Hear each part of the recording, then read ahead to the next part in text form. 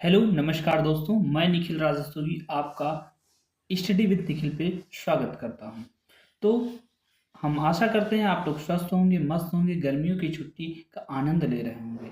तो आज हम लेकर फिर से आ गए रासायनिक अपक्रिया का दूसरा पार्ट टू। पार्ट वन के बारे में हमने कल डिस्कस किया था। उसमें कुछ एनसीईआरटी के क्वेश्चन छूट गए थे, बच गए थे, उन्हें आज हल करवाना है।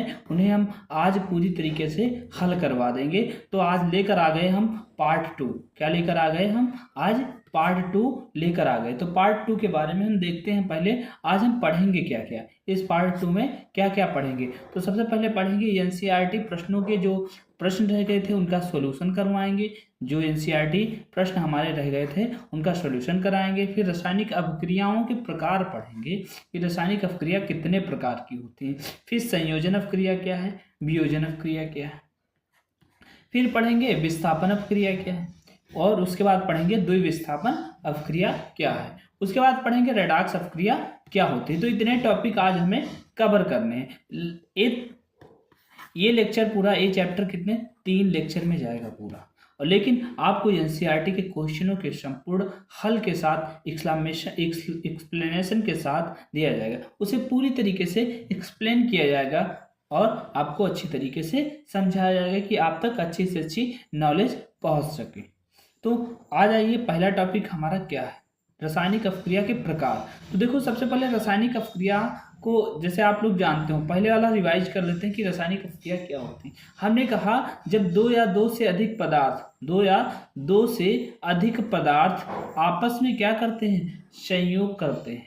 संयोग करके एक नए पदार्थ का निर्माण करते हैं तो क्या बनती है, तो उसे रासायनिक अपक्रिया कहते हैं। नए पदार्थ का निर्माण करते हैं। और जब नया पदार्थ बनेगा, हम पहले 9th में पढ़ चुके हैं कि ना ही कोई पदार्थ उत्पन्न किया जा सकता है, ना ही नष्ट किया जा सकता है। अर्थात उसी जो पदार्थ होंगे उसमें पुराने बंध टूटेंगे, नए बंध बनेंगे, ऊष्मा ली जाएगी या ऊष्मा दी जाएगी, ये सब होता है। तो पहला टॉपिक अपक्रिया के प्रकार।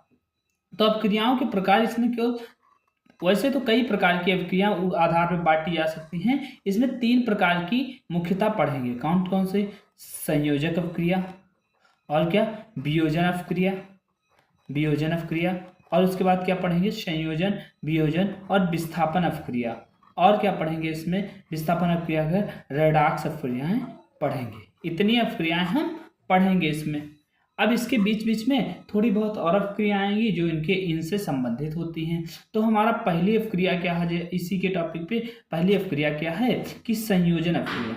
संयोजन अपक्रिया को कॉम्बिनेशन रिएक्शन कहते हैं। बेटा, जब तुम पेपर देने जाना, अगर तुम हिंदी मीडियम से हो तो हिंदी में लिखना, उसके साथ उसकी इस मीनिंग जरूर इंग्लिश में लिख देना, क्योंकि इस पे पेपर पे बहुत इफेक्ट पड़ता है। तो आप इस चीज को ध्यान देना।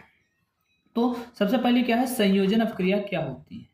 तो संयोजन अपक्रिया क्या होती है, जब दो या दो से, संयोजन का मतलब ही क्या होता है, जोड़ना। संयोजन का मतलब क्या होता है बेटा, जोड़ना। तो जब दो या दो से अधिक पदार्थ मिलकर किसी एक उत्पाद का निर्माण करते हैं तो इस प्रकार की अपक्रिया को क्या कहते हैं, संयोजन अपक्रिया। तो समझ गए कि जब दो लोग आपस में मिलकर किसी एक नए पदार्थ का निर्माण कर दें, अभिकारक एक नए उत्पाद का निर्माण कर दें, तो उसे क्या कहते हैं, संयोजन। उदाहरण के लिए जैसे हम H2 ले लें और O2 ले लें, H2 ले लें और O2 ले लें, ये क्या बनाते हैं, दोनों आपस में मिलकर H2O बनाएंगे। क्या बनाएंगे बेटा, H2O बनाएंगे। तो हाइड्रोजन, और इसलिए देखो सबसे पहले हम इसे अब संतुलित भी करेंगे। संतुलित हमने कल भी बता दिया था कि कैसे संतुलित होगा।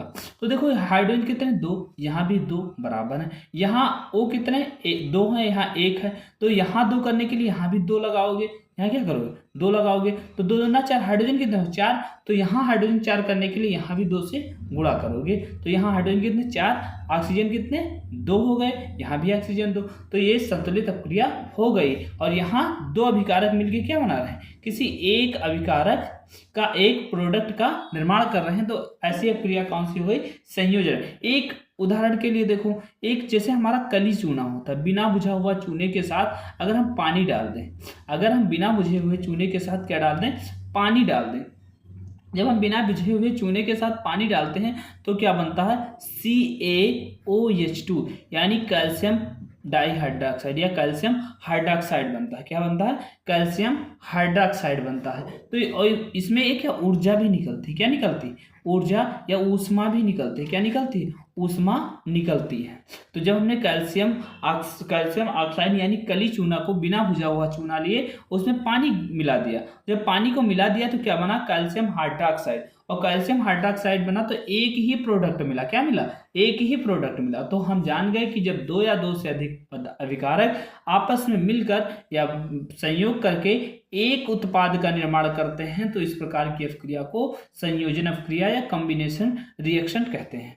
तो आ जाइए दूसरे टॉपिक पे। दूसरा टॉपिक क्या समझ गए? इसके एग्जाम्पल भी लिख लेना। अब देखिए दूसरा टॉपिक हमारा क्या है? दूसरा टॉपिक है ऊष्माक्षेपी तथा ऊष्माशोषी अपक्रिया। देखो कोई भी अपक्रिया करते हैं तो कई अपक्रियाओं में ऊष्मा उत्पन्न होती है, कई में क्या होती है? ऊष्मा की आवश्यकता होती है। तो जिसमें ऊष्मा उत्पन्न होती है उसे क्या बोलेंगे? ऊष्माक्षेपी अपक्रिया। और जिसमें क्या होती है? ऊष्मा ग्रहण की जाती है उसे क्या बोलेंगे? ऊष्माशोषी अपक्रिया। तो हम जान गए कि ऊष्माक्षेपी क्या है? एक्जोथर्मिक। एक्जोथर्मिक का मतलब जो ऊष्मा निकलती हो, जिसमें अपक्रिया के पश्चात ऊष्मा निकलती है उसे ऊष्माक्षेपी कहते हैं। जिसमें अपक्रिया के दौरान ऊष्मा ग्रहण की जाती है उसे क्या कहते हैं? ऊष्माशोषी अपक्रिया। जैसे हम उदाहरण के लिए लें तो अगर हम इसकी डिफिनेशन लिखना चाहें तो लिखेंगे ऐसी अपक्रिया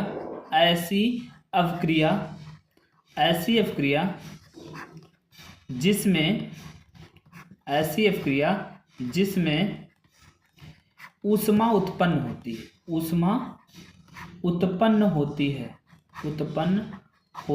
ऐसी अपक्रिया जिसमें ऊष्मा उत्पन्न होती है उसे ऊष्माक्षेपी अपक्रिया कहते हैं। उसे क्या कहते हैं? ऊष्माक्षेपी अपक्रिया कहते हैं। क्या कहते हैं? ऊष्माक्षेपी अपक्रिया कहते हैं। जैसे हमारे शरीर में जब श्वसन होता है, श्वसन जैसे हम कुछ भी खाए, आलू खाए, चिप्स खाए या कुछ खाए तो वो कार्बोहाइड्रेट होगा। कार्बोहाइड्रेट जाके हमारे यहाँ क्या? ग्लूकोज में परिवर्तित हो जाएगा। ग्लूकोज में जब परिवर्तित हो जाता है तो क्या कर लेता है? ऑक्सीजन से क्रिया करता है। क्या करता है? ऑक्सीजन से क्रिया करता है तो CO2 बना देता है। क्या बना देता है बेटा? CO2 और H2O निकाल के उसके साथ क्या निकाल देता है? ऊर्जा भी निकालता है। क्या निकालता है? ऊर्जा भी निकालता है। तो जब ऊर्जा निकालता है, नहीं ऊष्मा निकालता है तो क्या होगी? ऊष्माक्षेपी अपक्रिया हो। क्या हो गई? ऊष्माक्षेपी अपक्रिया होगी। जैसे एक उदाहरण और लें, जैसे हमने क्या कहा? कली चूना, बिना भुजा वाले चूने को जब हम वाटर देते हैं, पानी देते हैं यानी H2O देते हैं तो क्या बनता है? Calcium hydroxide. क्या बनता है? Calcium hydroxide. और कैल्शियम हाइड्रोक्साइड क्या देता है हमें? कैल्शियम हाइड्रोक्साइड जब बनता है उसके साथ साथ हमें ऊष्मा भी देता है। कभी कभी आप घरों में देखे होंगे या जो पान वाली की दुकान होती है उसमें क्या करते हैं? जब चूने को भिगोते हैं तो क्या होता है? एक उबलने लगता है, चूना उबलने लगता है यानी उसमें ऊष्मा उत्पन्न होती है। अगर ऊष्मा उत्पन्न होती है तो कौन सी? ऊष्माक्षेपी अपक्रिया। तो बेटा आप समझ गए कि ऊष्माक्षेपी अपक्रिया क्या होती है। ऐसी अपक्रियाएं जिसमें ऊष्मा उत्पन्न होती है उसे क्या बोलते हैं? ऊष्माक्षेपी अपक्रिया या एक्सोथर्मिक रिएक्शन बोलते हैं। उसके बाद बेटा आ जाते हैं सेकेंड पार्ट पे। सेकेंड पार्ट हमारा क्या है? ऊष्माशोषी अपक्रियाएं क्या होती हैं। अब बेटा ऊष्माशोषी को इंडोथर्मिक रिएक्शन बोलते हैं। क्या बोलते हैं? ऊष्माशोषी। तो ऊष्माशोषी अपक्रियाएं क्या होती हैं उसके बारे में इसकी डिफिनेशन लिख लो बेटा। क्या? ऊष्माशोषी को इंग्लिश में जब भी हमने कहा, चाहे एग्जाम में कॉपी लिखो चाहे नोट्स बनाओ तो उसकी इंग्लिश क्या जरूर लिख लो। तो ऊष्माशोषी को क्या बोलते हैं बेटा? Endothermic reaction. क्या बोलते हैं? Endothermic reaction. ये गलती से एक्सोथर्मिक लिख गया था तो क्या बोलेंगे? Endothermic reaction. तो ये हो गया इंडोथर्मिक और यहाँ क्या होगा? और अपक्रिया के क्या होता है? शोषी। तो इंडोथर्मिक हो गया। तो इसकी परिभाषा हम लिखेंगे।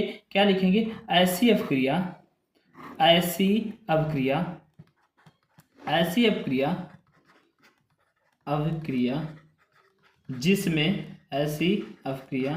जिसमें ऊष्मा ग्रहण की जाती है। ऐसी अपक्रिया जिसमें ऊष्मा दी जाती है तो उसे ऊष्माशोषी अपक्रिया कहते हैं। ऊष्माशोषी अपक्रिया कहते हैं। ऊष्मा दी जाती है तो उसे ऊष्माशोषी अपक्रिया कहते हैं। या दूसरे शब्दों में ऐसा भी कह सकते हो, ऐसी अपक्रिया जिसको पूरा होने के लिए ऊष्मा की आवश्यकता होती है तो उसे क्या बोलेंगे, ऊष्माशोषी अपक्रिया बोलेंगे। क्या बोलेंगे, ऊष्माशोषी अपक्रिया बोलेंगे। जैसे उदाहरण के लिए बेटा, उदाहरण के लिए ले लें AgBr। क्या ले लें, AgBr। जब हम AgBr लेते हैं, क्या लेते हैं, AgBr को लेते हैं, AgBr लेते हैं, AgBr, और इसको हम सूर्य के प्रकाश में, क्या, सूर्य का प्रकाश लेते हैं। सूर्य के प्रकाश में जब हम रखते हैं, सूर्य के प्रकाश में रखते हैं तो सूर्य का प्रकाश इसे क्या दे रहा है, ऊष्मा दे रहा है। और जब इस ऊष्मा देते हैं तो टूट जाता है। क्या होता है, टूट जाता है। ये क्या होता है, टूट जाता है। टूट जाता है तो ऊष्मा के कारण, यानी ऊष्मा ली गई, तो ऊष्मा ली गई तो क्या होगा, ऊष्मा शोषी अपक्रिया होगी। क्या होगी, ऊष्मा। ऐसे पौधों में क्या होता है, प्रकाश संश्लेषण। पौधों में प्रकाश संश्लेषण भी क्या है, पौधों में प्रकाश संश्लेषण, तो ये भी क्या है, एक किसका है, ऊष्मा शोषी अपक्रिया का उदाहरण है। तो आप समझ गए, ऐसी अपक्रिया जिसमें ऊष्मा, जिसमें क्या होती है, ऊष्मा दी जाती है या वह बिना ऊष्मा के क्या पूर्ण नहीं होंगी तो उन्हें क्या कहते हैं, ऊष्मा शोषी या एंडोथर्मिक रिएक्शन बोलते हैं। फिर आ जाइए बेटा, अगला टॉपिक हमारा क्या है, अगले टॉपिक पे आ जाते हैं। तो अगला टॉपिक देख रहे हैं क्या है, तो अगला टॉपिक हमारा है वियोजन अपक्रिया क्या होती है। तो वियोजन का मतलब बेटा आप जानते हो, टूटना। वियोजन का मतलब क्या होता है, टूटना, यानी अलग अलग होना। तो वियोजन को इंग्लिश में क्या कहते हैं, डीकम्पोजिशन रिएक्शन, डीकम्पोजिशन रिएक्शन। तो वियोजन ऐसी अपक्रिया है जिसमें कोई एकल अभिकर्मक यानी अपक्रिया में, अपक्रिया के पहले भाग लेने वाला अभिकर्मक टूटकर दो या दो से अधिक उत्पाद में परिवर्तित हो जाए तो उसे क्या बोलते हैं, वियोजन अपक्रिया। तो समझ गए बेटा, वियोजन का मतलब है टूटना, अर्थात किसी अपक्रिया में कोई एकल अभिकर्मक टूटकर दो या दो से अधिक उत्पाद में परिवर्तित हो जाए तो उसे क्या बोलते हैं, वियोजन अपक्रिया। उदाहरण हम इसका समझ लेते हैं। क्या समझ लें, उदाहरण हम बताएंगे वियोजन अपक्रिया का। जैसे अभी हमने AgCl लिया था, क्या लिया था, AgCl लिया था। इसको हमने सूर्य का प्रकाश दिया, क्या दिया, सूर्य का प्रकाश। और जब जिसे सूर्य के प्रकाश में रखा, क्या रखा बेटा, सूर्य के प्रकाश में रखा तो Ag और Cl2 में टूट गया। Cl2 क्लोरीन गैस होती है, क्लोरीन गैस निकल गई। यहाँ Cl 2 है तो 2 करने के लिए यहाँ 2 से गुणा करेंगे तो Ag भी 2 हो जाएगा। तो यहाँ इसको हम क्या कर लिए, संतुलित कर लिए। अब संतुलित, हर जगह हमें संतुलित ही अपक्रिया लिखनी चाहिए, संतुलित अपक्रिया ही होती है। फिर देखो दूसरा हम लेते हैं, दूसरा इसका उदाहरण, जैसे हमने लिया कैल्शियम कार्बोनेट, कैल्शियम चूना पत्थर को लिया। जैसे चूना कैसे आता है, पत्थर में आता है, उसको क्या किया जाता है, ऊष्मा दी जाती है। क्या दी जाती है, ऊष्मा दी जाती है। जब ऊष्मा दी जाती है तो बिना बुझा हुआ चूना यानी कली चूना बनता है और CO2 गैस उससे निकल जाती है। तो यहाँ भी क्या हुआ, ये 2 भागों में टूट गया। क्या हुआ, 2 भागों में टूट गया। और इसे 2 भागों में जब टूट गया तो इसे ही क्या बोलते हैं, वियोजन अपक्रिया बोलते हैं। तो इसमें AgCl था, ये कितने 2 भागों में टूटा, Ag और Cl2, तो ये क्या हो गया, वियोजन अपक्रिया। तो समझ गए। तो अब आ जाए हम दूसरे टॉपिक पे। इसे अच्छी तरीके से ऐसे पढ़ना कि आपका एक भी अगर कोई भी हमसे गलती हो जाए या हमारे पढ़ाने में कमी है तो आप कमेंट कर दो, हम उस कमी को दूर करने का पूरा प्रयास करेंगे। अगर आप इसमें इसकी PDF चाहते हैं तो हमारे इस वाले नंबर पे व्हाट्सएप मैसेज लिख देना कि हमें PDF चाहिए, आई वांट PDF, तो हम इसकी PDF सेंड कर देंगे। हम आपको उस ग्रुप में, व्हाट्सएप ग्रुप में आपके क्लास 10th वाले में जोड़ देंगे। हमारा मोबाइल नंबर क्या है, व्हाट्सएप नंबर क्या है, यहाँ लिखे दे रहे हैं। तो ये हमारा व्हाट्सएप नंबर है। तो इस व्हाट्सएप नंबर पे क्या करना है, आपको मैसेज करना है। क्या करना है, 8299495938। इस पर क्या करना है, आपको मैसेज करना है, आपको इसकी PDF मिल जाएगी पूरी। तो आ जाते हैं दूसरे टॉपिक पे। दूसरा टॉपिक हमारा क्या है कि विस्थापन अपक्रिया क्या होती है। विस्थापन का मतलब क्या होता है, एक स्थान से दूसरे स्थान पे जाना। क्या, एक स्थान से दूसरे स्थान पे जाना, यही तो विस्थापन होता है। तो ऐसी अपक्रिया जिसमें अधिक क्रियाशील वाले तत्व कम क्रियाशील वाले तत्व को उनके यौगिक से विस्थापित कर देते हैं, तो इस प्रकार की अपक्रिया को क्या कहते हैं, विस्थापन अपक्रिया कहते हैं। तो ऐसी अपक्रिया जिसमें अधिक क्रियाशील, कोई उससे अधिक क्रियाशील है तो क्या करता है, कम क्रियाशील वाले से उसके यौगिक को क्या करता है, हटा देता है। तो इस प्रकार की क्रिया को क्या कहते हैं, विस्थापन अपक्रिया कहते हैं। जैसे हमने कहा तुम हो तुम्हारा दोस्त है, एक गोलू है एक भोलू है। भोलू के पास एक गाड़ी है, क्या, खिलौने वाली गाड़ी है। अब जो भोलू के पास खिलौने वाली गाड़ी है, लेकिन जो गोलू है उससे क्या है, बहुत ही क्या है, शक्तिशाली है। गोलू क्या है, उससे बहुत ही शक्तिशाली। गोलू गया उससे झगड़ा करके उसे छीन कर वो खिलौने को अपनी तरफ ले आया। यानी गोलू क्या, ज्यादा क्रियाशील था, यानी ज्यादा ताकतवर था, और जो भोलू था वो कम क्रियाशील था, यानी कम ताकत वाला था। तो इससे इसके खिलौने को छीन लिया। क्या कर लिया, छीन लिया। उसी प्रकार इसमें क्या होता है, इस अपक्रिया में, उसी प्रकार इस अपक्रिया में क्या होता है कि जो अधिक अपक्रियाशील वाले तत्व होते हैं कम क्रियाशील वाले तत्व को उनके यौगिक से विस्थापित करते हैं। जैसे एक यहाँ देखो, उदाहरण के लिए जैसे हमने लिया यफी यानी फेरस होता है, और फेरस को जब हमने कॉपर सल्फेट के साथ डुबोया, फेरस को जब कॉपर सल्फेट के साथ डुबोया तो ये सल्फेट को अपनी तरफ ले लेता है, यानी FeSO4 बन जाता है। क्या बनता है, FeSO4, और Cu निकल जाता है। क्या होता है, Cu निकल जाता है। तो यहाँ Fe को हमने लिया और कॉपर सल्फेट के साथ मिला दिया, तो क्या बन गया, FeSO4 बन गया, और कॉपर निकल गया, यानी कॉपर को उससे विस्थापित कर दिया। यानी ये क्या था, अधिक ताकतवर था, ये अधिक क्रियाशील था, और ये कम क्रियाशील था। तो अधिक क्रियाशील वाले तत्व ने कम क्रियाशील वाले तत्व को उसके यौगिक से विस्थापित कर दिया। तो ये होती है, क्या होती है, विस्थापन अपक्रिया। तो इसका एक उदाहरण ये बताए, दूसरा एक और बताए दे रहे हैं। दूसरा एग्जाम्पल क्या ले लिया, दूसरा ले लिया पीबी। क्या ले लिया, पीबी यानी लेड। पीबी क्या हो गया, लेड। जब लेड की अपक्रिया CuCl2 से करवा दी, किससे करवा दी, CuCl2 से करवा दी, तो PbCl2 बनता है। क्या बनता है, PbCl2 बनता है, और Cu को विस्थापित करता है, क्योंकि Pb Cu से ज्यादा अपक्रियाशील है, इसलिए उसको उसके यौगिक से क्या कर देता है, विस्थापित कर देता है।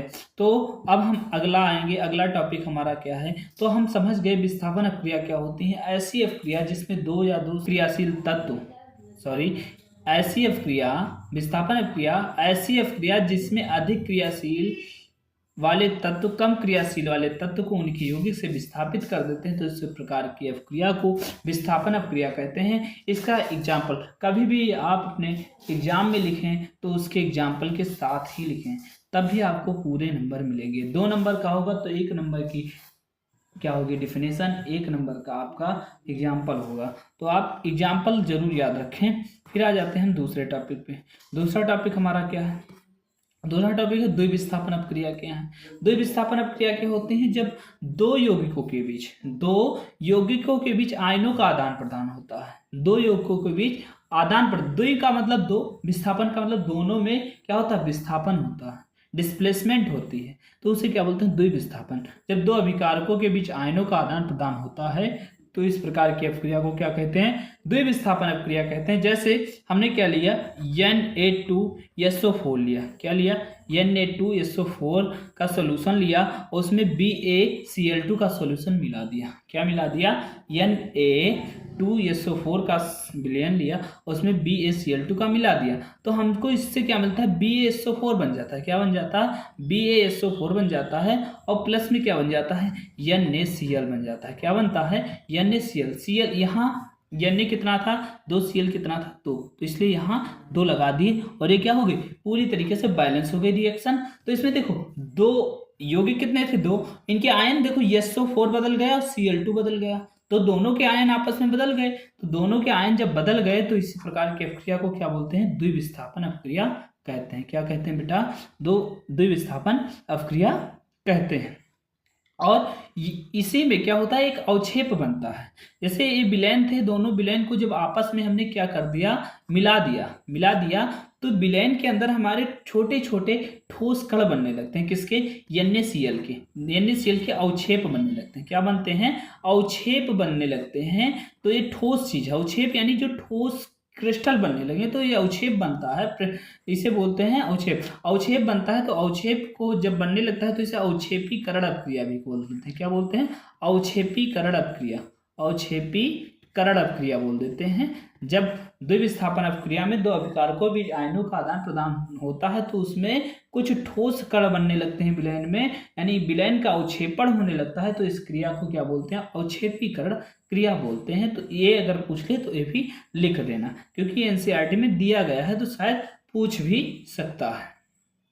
फिर देखो आ जाते हैं अगले टॉपिक पे। अगला टॉपिक क्या है? उपचयन तथा अपचयन अपक्रिया, यानी रेडॉक्स अपक्रिया। रेडॉक्स अपक्रिया क्या होता है? रेडॉक्स अपक्रिया। देखो रेड का मतलब रिडक्शन, रेड का मतलब रिडक्शन, क्या होता है? रिडक्शन। ऑक्स का मतलब ऑक्सीडेशन, ऑक्स का मतलब ऑक्सीडेशन। तो रिडक्शन का मतलब कमी होना, ऑक्सीडेशन का मतलब ऑक्सीजन की वृद्धि होना। क्या हो रहा? ऑक्सीजन की वृद्धि होना। तो जहां ऑक्सीजन की कमी हो रही हो वो क्या हो गई?